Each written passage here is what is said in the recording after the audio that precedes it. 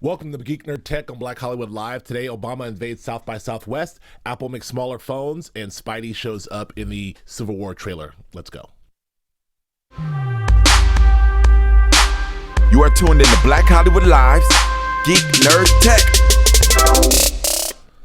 Welcome to Geek Nerd Tech. Oh, there it is. Yeah. Encore.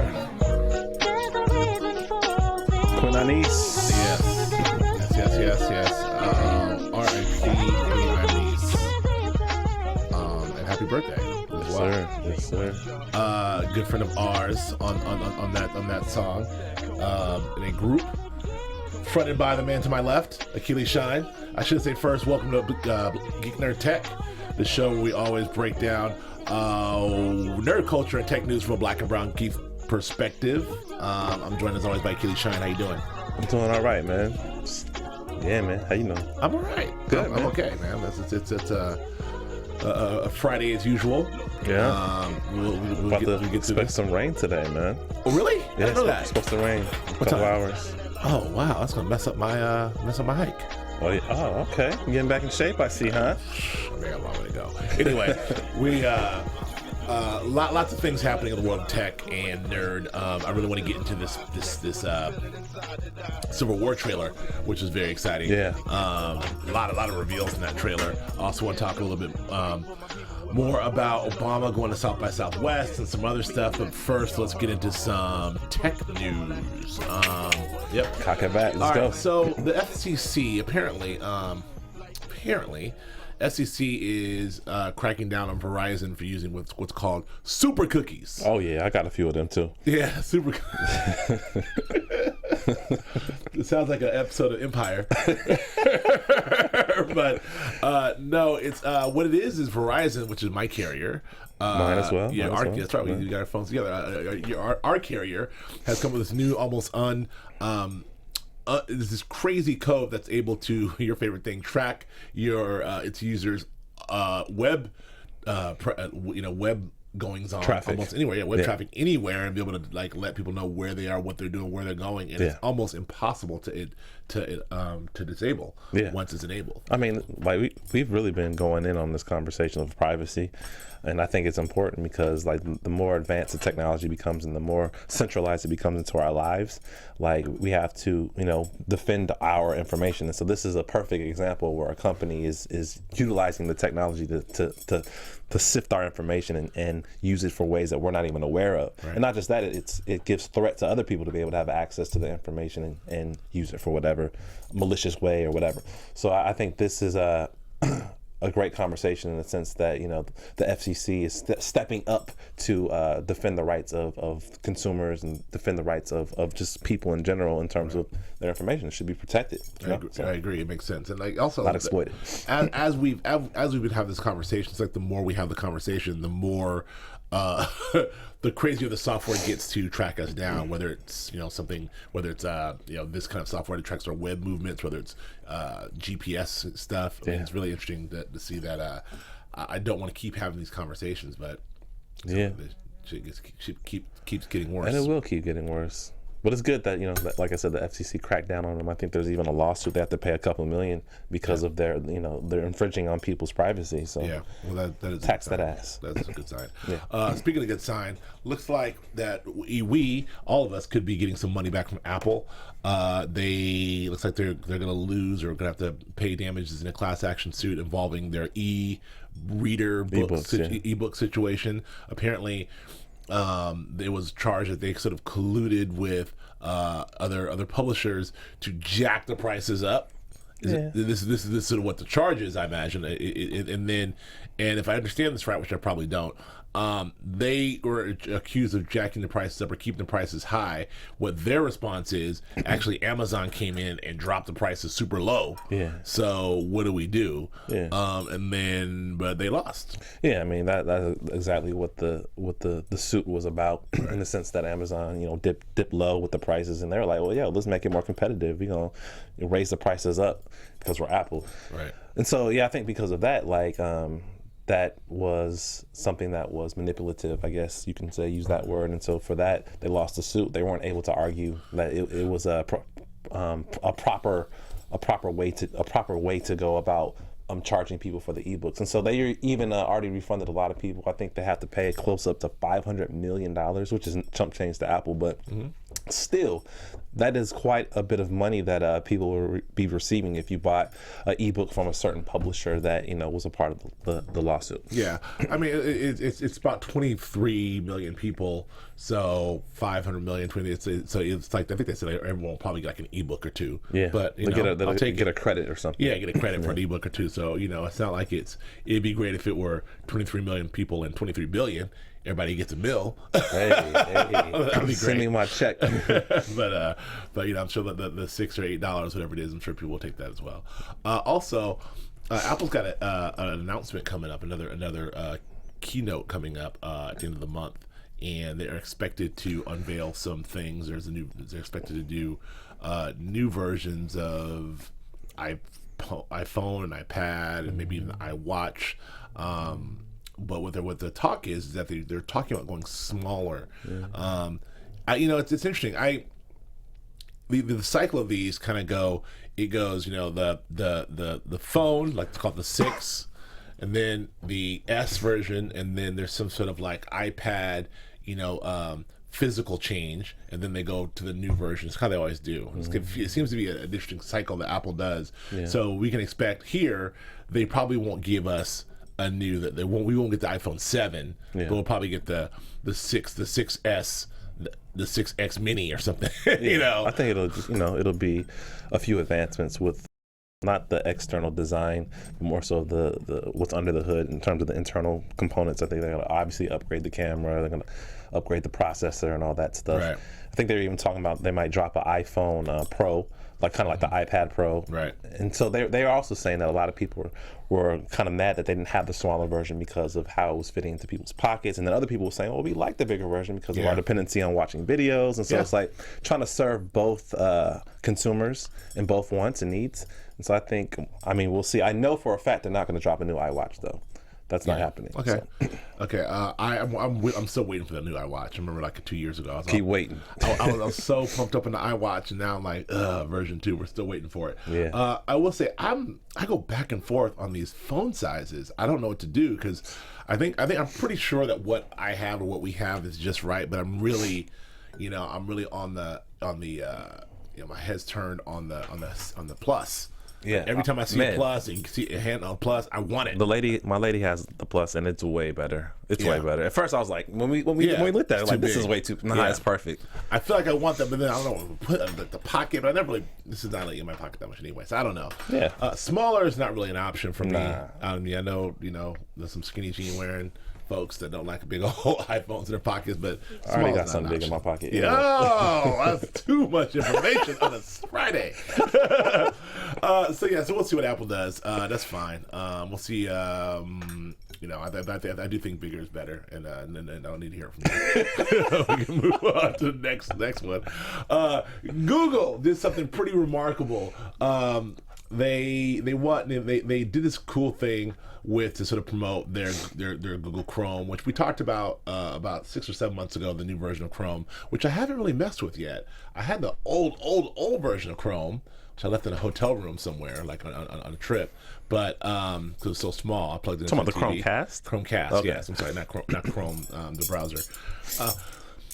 But the new Chromecast is really cool. We talked about it, kind of sticks into the TV that hangs down, and then also we talked about the audio version. Well, Google is doing this arena promotion. They tried it out in a hockey game, an Islanders game, and they got the entire 18,000 people to say, look at the Jumbotron, download this app, and then play a game. It's a game where you tap your phone super fast, and it divides the arena into teams, and it's interactive, and it's fun, and I guess it worked. And then at the end, you get a special code for a Chrome. If you won. Yeah, that's right.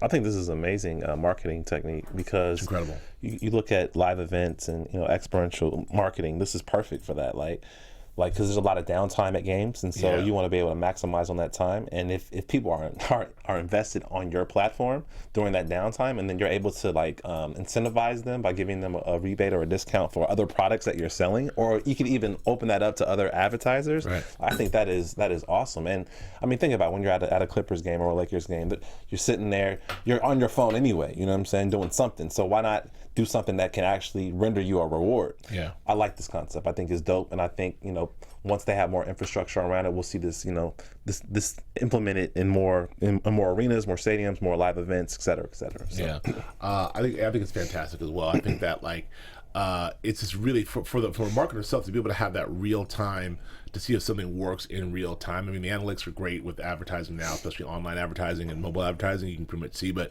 the idea of like, let's see if this works. Wow. Whatever, 12,000 of 18,000 people just downloaded it. That's perfect, and the reward of giving those gift certificates away is well worth the engagement, and then to use this as a case study, because guess what? There are 32 NFL teams, and there's 30-something NBA teams, and there's 20-something how many games are there? There's all those opportunities where you could execute that. 162 games in baseball, 16 games in NFL. So like it could be a really big thing. So I'm really it's a good job, Google. Yeah, not bad. Google's still figuring things out. Facebook. We talk a lot about Facebook, but Facebook is really helping my guy, and I will say my guy, Bernie Sanders. So you feeling the burn? I've been feeling the burn for a minute. I've actually been to a Bernie fundraiser. I was there live. I've been, Bernie's got a little bit of my money, like maybe like $5, but Bernie's got some of my money. And I mean, I'm not anti-Hillary, but I'm definitely pro-Bernie. I mean, not that we talk politics a lot here, but that's true. I am definitely anti-Trump. And are you serious? Surprises me, like, and more and almost equally anti-Cruz. Oh yeah, get him out of here. And like Trump says, get him out of here. Get him out of here. And Rubio, I think Kasich's a nice guy. Don't want him to be my president. Other than that, I don't know what to do. All right, so anyway, but Bernie, the crazy thing about Bernie is people talk about Bernie like he is not taking money from super PACs at all. He's raising 100% of his every bit, much like Obama did, although Obama did take both.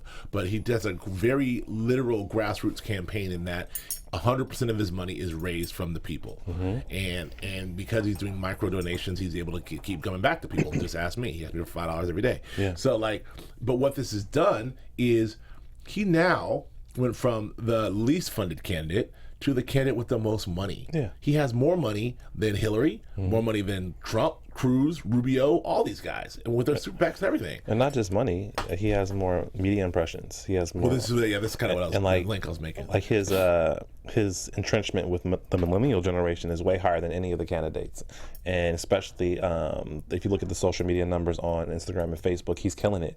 In fact, like his name was, I think, almost parallel to, in the month of February, parallel to Valentine's Day hashtag and the Super Bowl. Yeah. And Hillary was nowhere in the conversation. Nowhere in the conversation. And I think Trump was nowhere in the conversation in terms of the social media postings. Yeah. And so what they're saying is that he's activated the younger generation to actually post on Facebook, which is kind of interesting because young people aren't on Facebook not anymore. Yeah. And so I think that shows a lot of strategy and sophistication for his campaign and the people that he's working with to be able to pump out his messaging. And I think especially with the Michigan upset, like he is on the incline. You know what I'm saying? So we'll see. Yeah, I mean the Michigan thing was a huge upset. So much work that Hillary has done in Michigan, and so much how that's the forefront of her campaign is Michigan, and came in and swooped it. And obviously black folks have not been super supportive of Bernie, right. And so that was just a huge. And Democrats in Michigan are black folks, I would imagine. So the engagement is crazy. I mean, in Facebook, Hillary's got 2.8 million Facebook fans, and Bernie's got 3.2. And that you mentioned those numbers in terms of engagement. What I totally agree. Like he's up there with right there with Valentine's Day and Super Bowl and other stuff. But the other thing for me is Bernie was right there and a little bigger than Beyonce at that same time. Which Bernie's bigger than Beyonce. I mean, like in that moment in the Facebook world with young people. So that says a lot. So so Bernie is really up there. So for someone that is as old as he is, right, to be able to have so much resonating power with young people, I think that is really, really amazing. Man, I mean, just to be, I hear Bernie now. I'm bigger than Beyonce. Brooklyn. That's right. So, and also, just on a side note too, I really in this article that comes from Adweek, I believe they have this crazy, crazy infographic from Facebook that sort of plots it out, so it shows what's big. It's kind of a cool graphic. They're done by older to younger, across women and men, and it's a really interesting graphic. So Facebook's analytics, man. What's it called? Facebook IQ? Yeah, IQ. Man. So I guess as a way to conclude this part, do you feel that they're going to be neck and neck all the way up into the DNC? I do. I really do. I think that the fact that Bernie's passed her with the fundraising, I think that this upset in Michigan, I think that Bernie's engagement has been sort of a slow burn, if you excuse the pun. I think that I don't know that Hillary's in trouble.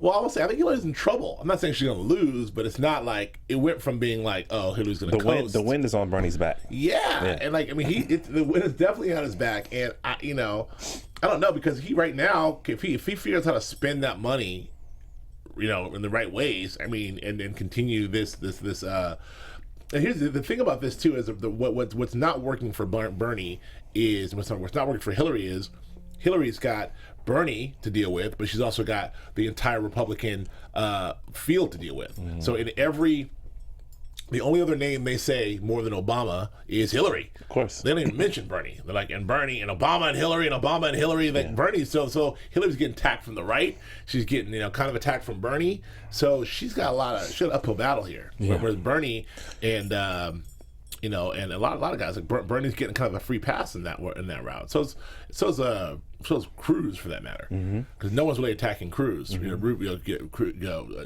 Cruz is attacking Trump, and Trump is attacking Rubio, and Cruz is just cruising, if you will. So anyway, that's kind of the deal. So there's that. We'll see. All right, moving on. This is new. Speaking of sort of engagement, new clever ways to get to people. Playboy's trying something out with this new whiskey to be able to. I think if I understand this right, this is a targeted pitch. So if you are a subscriber of Playboy.com, or you check out Playboy.com or check out Playboy stuff in there, then it knows that you are probably a liker of this whiskey, and then auto plays a bunch of these whiskey ads for you. Is that how I'm understanding that? I'm getting that totally wrong. Yeah, I mean, I think you have the general concept. I think the way it plays out on social media, like for instance with Instagram, like this whiskey ad will actually do like a semi takeover of Playboy's Instagram page. So when you're on Playboy's Instagram page, you'll see this ad, and it's integrated into Playboy stuff. And so I think this is a great way for a brand to have some connectivity with another brand and be able to use each other as a way to sell product and to generate more users or more followers. So I think that's what the play is. Instagram specifically allowing another brand to have the connectivity to be able to have their own ad partner. I think that's what the play is. Yeah, I think that's it's a different way. So another thing we'll begin to see in the future, like how to be able to have an ad partner and utilize that ad partner in innovative ways. Absolutely. All right, so moving on. South by Southwest is coming. Yeah. Another South by Southwest not attended by Jonah Keeley. Don't put my name in there. Oh, okay. I got my ticket, bro. Oh, really? You No. I'm like, I ain't going. I do want to go. And actually, we'll talk about this a little later, but I'm starting to feel this, and I haven't been. And I'm starting to feel this. It feels just so crap. First of all, it seems to get here quicker and quicker every year. I don't share that same sentiment. Really? I feel like, wow, it's here already? And then it seems to last for like a month and a half, which I guess it does. Yeah. And by the time you start the tech stuff and then get into the film piece and then get into the music, it's like June. Yeah. But anyway, so this year there's a lot. The talk, they thought in the tech stuff is about to launch next week, and they talked about drones being the big thing, but it looks like it's going to be a lot about real robots. Absolutely. This Adweek has an interesting article about all the sort of the robot junk that's happening, like Robot Ranch and all these different things. I gotta admit, robots were kind of off my radar. We were all this talk is about drones and VR and virtual reality and all sort of stuff. But like the robots are kind of like sneaking up on us, and they're kind of weird and real looking. I mean, I don't think it's a sneak attack. I think all of the Internet of Things are very parallel to robots. It's the same thing, like the whole Siri technology and being able to utilize the internet, and because we have fast speeds, so robots are essentially a more futuristic version of Siri, and they're able to not only get information for you, but store information, and then be able to have some type of cognitive ability to how it communicates that information to you. Right. And so I think what's interesting is that like we are going to see more robot technology hitting consumers because number one, it's cheaper. Two, the infrastructure is there. And like just the usage of it, like in Europe, like they're using these robots that actually mow people's lawns, which is I thought was pretty amazing. Like they're gonna have robots that kind of like move your groceries along. Like they have a robot in a bar that kind of makes drinks. Like they have all these. Like that's crazy. It is crazy. And I saw that, but the ones that are killing me, I've seen all the ones in Japan that are like running through the woods and how articulating digits and picking up pieces of wood and moving them and running through the woods. That's scary enough. It reminds me of Chappie, but good movie, I think, by the way, underrated movie. But it's these ones with the photoreal faces that are like with all the like that, the animatronic looking faces. That stuff is like, I don't know. I'm again, Skynet. Yeah, that's exactly what it is. They're saying that they will have robots as common as an iPhone be in people's homes, and it'll take pictures of all the people that are in your home at a party, do all these things. Like I foresee this happening within the next 10, 15 years, that we will have robots running along, humans doing like tasks that that increase efficiency, that and they were juxtaposing like if you think about it, like a Xerox machine or a paper shredder or some of these machines that we use in offices, like robots will begin to replace those things. Right. And so that I feel like it will enhance business, and I think that's why people will be so adept to utilize them. So like walking around the office like shred this. Coffee. Stop it. Like, I don't know. That's funny, man. I mean, okay, we'll see.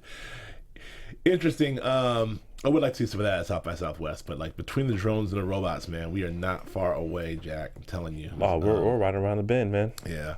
Okay. Also, the big controversy, the big fake controversy, I think, at South by Southwest has a lot to do with the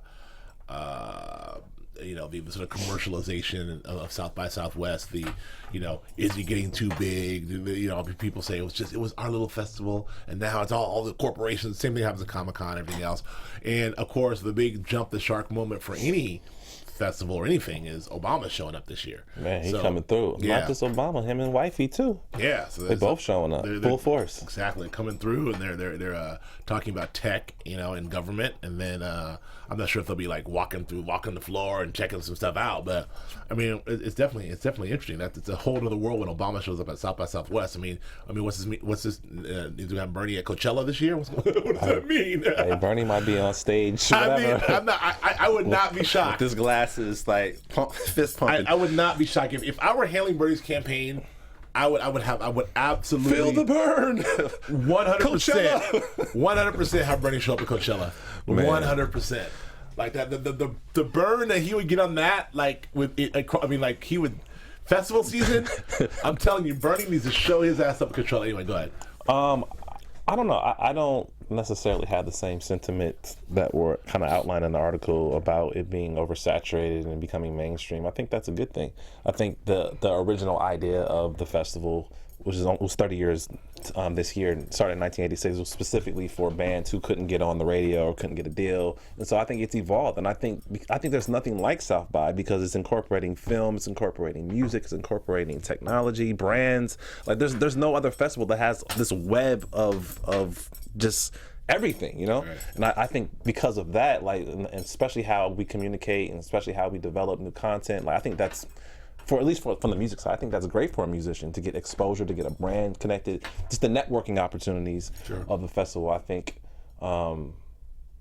make it awesome. And I don't think having a big sponsor put on the festival dilutes or derails the underground feel that it once had.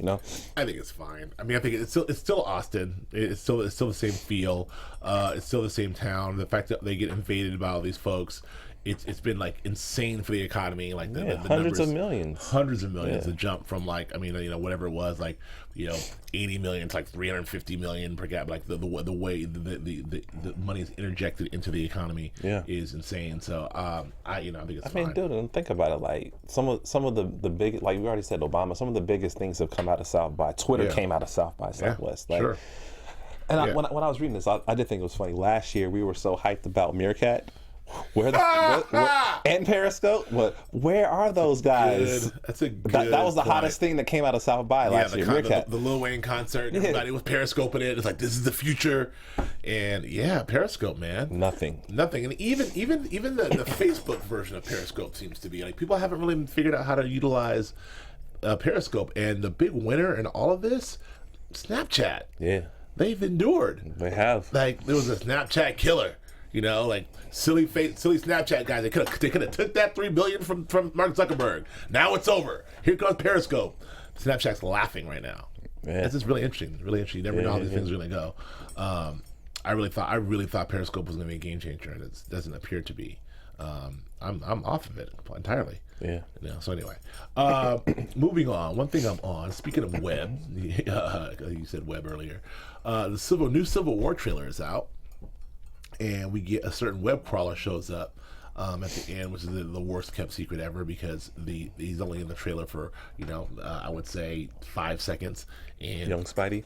Every single media outlet from IMDb to everything has that still of him, so it's kind of like a spoiler to the trailer, which is a dumb thing to say, but it looks dope. First of all, what do you think of the trailer itself? I think it does look dope. I love the additional characters. I think it's going to be a home run, to be honest. Yeah. I think it's going to be a home run too. I think that did a really good job. The tone. Well, the Russo brothers who did Winter Soldier, which I thought was one of my favorite Marvel movies. Yeah, Captain America, Winter Soldier, also doing this one, and they know the tone is right. It's kind of like the sort of like the tone is right. It's serious enough, but not too serious. Exactly. Comical elements. Yeah, it's a good marriage of the two. And the way they direct action is good, and they kind of really get it. So the idea and this whole notion of this subplot that they do with the government, like they did with Robert Redford and the other one, they're doing with this one, which seems to be the government has to come in and we have to protect ourselves from ourselves. And I love that storyline, but more importantly, we get an introduction of a lot of heroes in this one. Like the first poster just saw Captain America and Iron Man. This new poster has everyone. Exactly. I mean, we get to see the Scarlet Witch in action, which we saw in the Avengers. We get to see Vision in action, which we saw Born in the Avengers. Yeah. We can see him in action. We can see Ant-Man, in a team setting, which we just saw, saw him in his own movie. We see the debut of Black Panther, who's getting Let's go. Who's getting his own movie. Yeah. And he looks dope. Yeah. So what's my man? Is it the Falcon? We get the Falcon. Anthony Mackie gets the Falcon, which if you follow the comic books, he later becomes Captain America. Yeah. So I wonder if that's going to happen in this. Captain America, I think, dies, and then Mackie becomes Captain America with the Falcon outfit. How ironic. So we'll see if we get a Black Captain America and we get our own movie, in addition to the Coogler movie, Chadwick Boseman, that's him. But then we also get Spider-Man. We get a little Spider-Man who also has his own movie coming, and a little they've made him younger again. They've gone back to the younger Spidey, and it's good. He kind of sounds a little bit like the old school.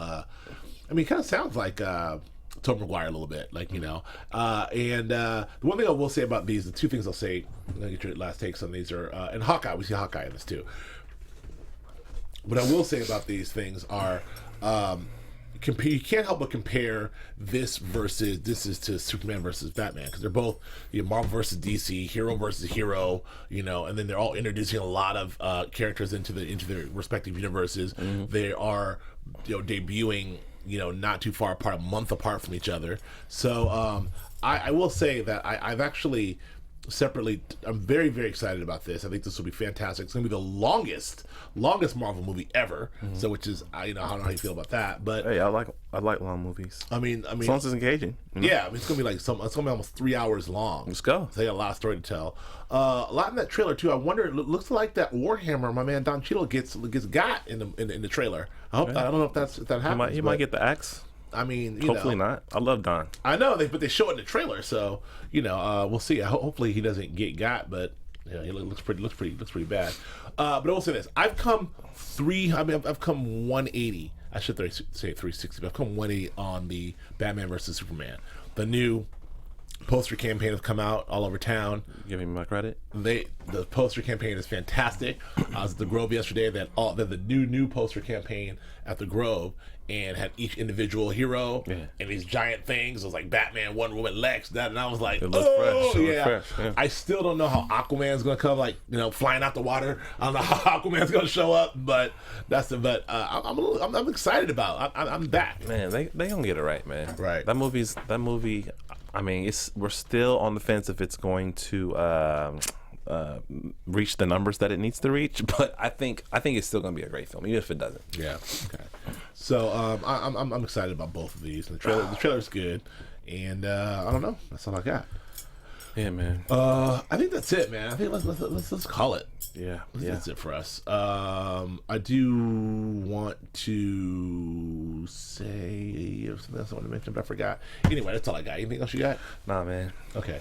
So we'll be back. We'll next week with some more thoughts on most of these movies and some more stuff and some more tech things and some more South by Southwest updates. And we will all see you. Where can people find you, Sean? They can find me on Instagram and Twitter at AKilishine, AKILISHINE. And you can find me not on Periscope, but on Instagram and Twitter at Joe K. Braswell, and our sister network AfterBuzz doing Bates Motel After Show and The Blacklist as well. Thank you for joining us. We will see you next week. From executives Keven Undergaro, Dario Christie, Tiana Hobson, and the entire BHL staff, we would like to thank you for supporting Black Hollywood Live, the first online broadcast network dedicated to African American entertainment. For questions and comments, contact us. info@blackhollywoodlive.com. Like us on Facebook, tweet us, or Instagram us at BHL Online. And I am the official voice of Black Hollywood Live, Scipio. Instagram me at KingXOBay. Thanks for tuning in. Hollywood Redefined. The views expressed here are those of the host only and do not necessarily reflect the views of BHL or its owners or principals.